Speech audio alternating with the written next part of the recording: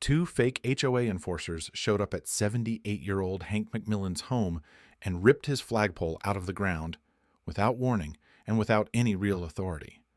The man behind it? A bitter ex-resident named Travis Bell, who had a personal grudge and a history of impersonating officials. But Hank's grandson Tyler uncovered the truth, and what happened next shook the entire community. You won't believe how this small act of disrespect turned into a public reckoning, because justice didn't just knock, it saluted. Tyler knew something was wrong the moment he turned onto his grandfather's street. It wasn't the morning fog hanging low across the road, or the uneasy quiet of the neighborhood. It was the strange stillness of his grandfather's house, an eerie kind of absence he couldn't quite name until he parked at the curb and saw the empty patch of earth in front of the porch. The flagpole was gone. For a moment his mind couldn't accept what he was looking at. There had always been a flag there, always. The same weathered pole, slightly tilted, with its pulley squeaking faintly in the wind.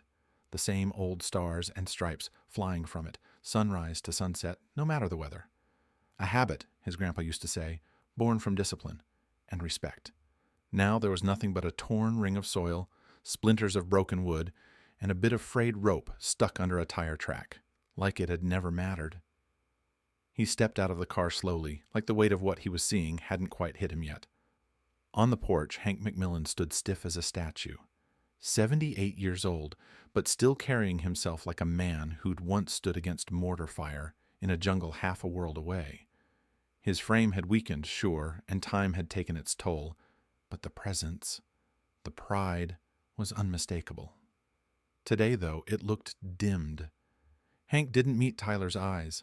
His gaze was locked somewhere in the distance, fists curled at his sides. He looked like someone who'd been robbed, but worse, like he'd been humiliated.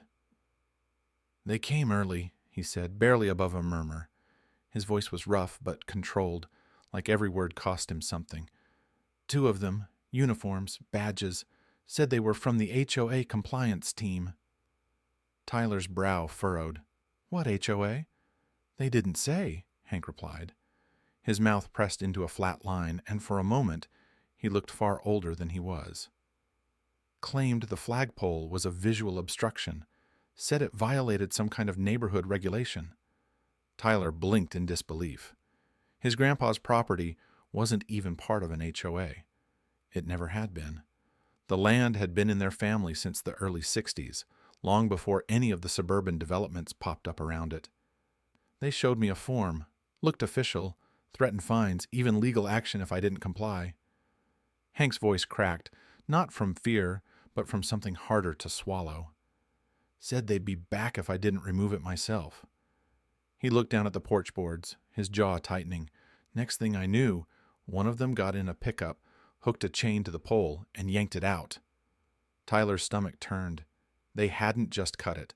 They had ripped it out. "I told them to stop," Hank added. "I told them that flag meant something, that I earned the right to fly it. They didn't care." The silence between them swelled.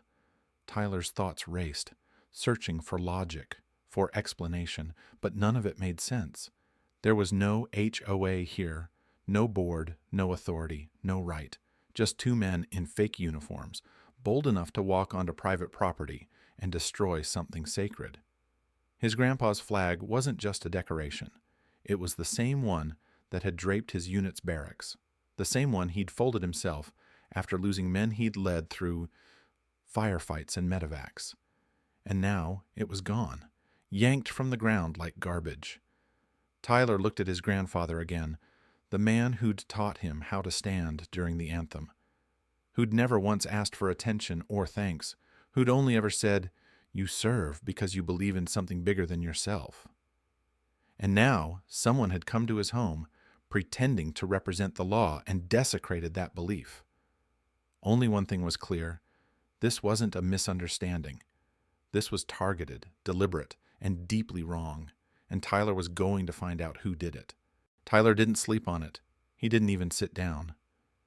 That afternoon he was at the kitchen table with his laptop open, paper spread across the wood grain like a detective's map of a crime scene. Every fiber in his body buzzed with the same question. Who would do this? Who would have the audacity, not just to tear down a flagpole, but to do it under the pretense of legal authority? To walk up to a veteran's home, lie to his face, and then desecrate a symbol of everything he'd fought for? He started with the obvious: the county zoning board, no record of enforcement in that area. Then the real HOA that governed a few streets over, completely unrelated, no teams on patrol, and definitely not responsible. Tyler called every department he could think of, from municipal code enforcement to the sheriff's non-emergency line. Nothing.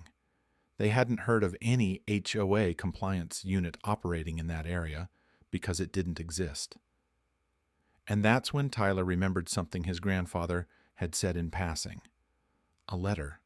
Something about a warning.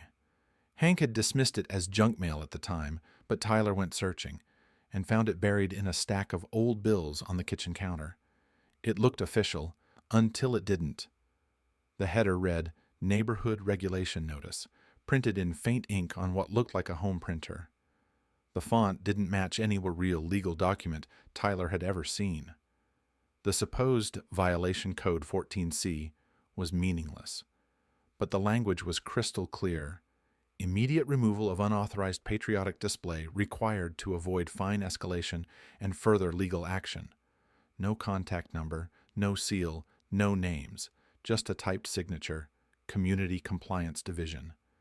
His fists curled involuntarily.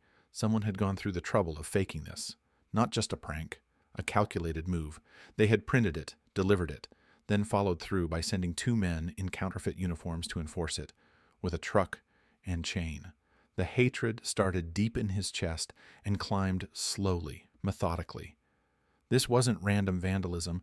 This was premeditated, coordinated. Someone with enough resentment or ego to forge documents, impersonate authority, and physically destroy a monument that meant something not just to Hank, but to anyone who understood sacrifice. This wasn't just a flagpole. It was his grandfather's flagpole. The same one Hank had installed with his own hands.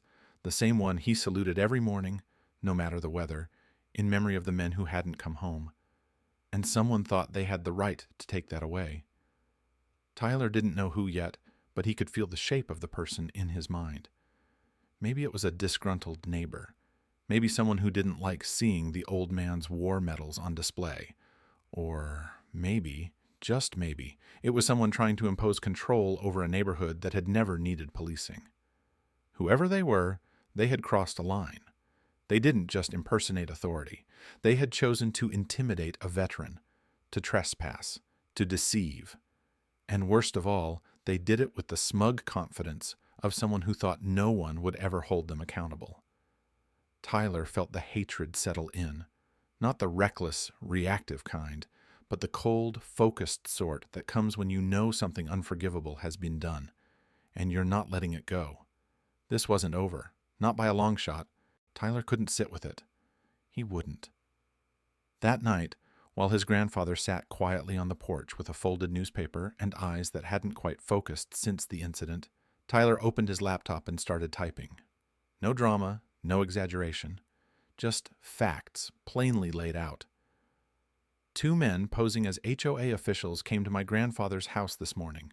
They tore down his flagpole with a chain and a pickup truck. He's a Vietnam veteran and a recipient of the Distinguished Service Cross. He doesn't even live in an HOA. He attached photos of the empty patch of ground, of the fake letter, and finally of Hank standing in front of the porch, arms folded, with his flag nowhere in sight. He posted it to the local Neighborhood Watch Facebook group, then cross-posted it to a couple of veteran support pages and community boards. He expected some comments, maybe a few shares. He didn't expect what happened next. By morning, the post had exploded. Hundreds of comments, shares from across the state, then from across the country. People were furious. Veterans left messages of support. Active duty service members offered to come help rebuild. One user even offered to donate a new flagpole, handcrafted and engraved. That same afternoon, a local CBS News affiliate showed up with a van and a camera crew. They had seen the post.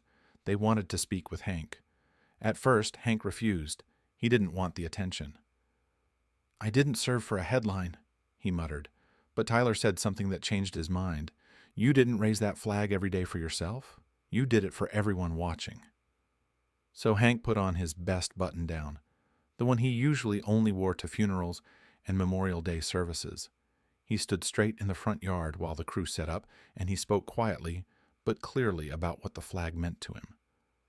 What really struck people, though, came during a moment he didn't prepare for. The cameraman panned over the living room. On the far wall, beside an old photo of Hank in fatigues, was a wooden shadow box.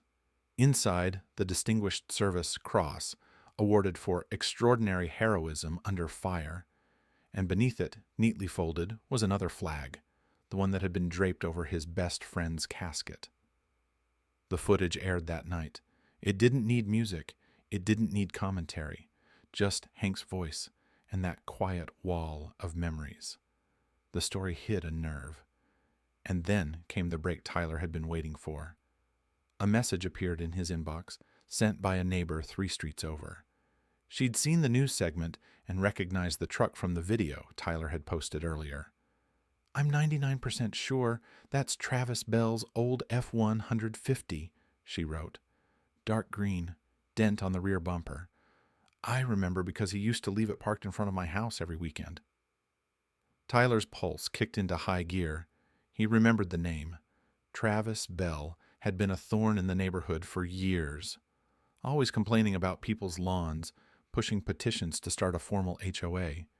He'd tried to get rules enforced that didn't exist. The neighborhood had voted down his proposal twice, and Hank had been one of the loudest voices against him. Tyler did a quick check. Travis had moved out last year after his 3rd failed attempt to install HOA restrictions. But apparently, he hadn't let it go.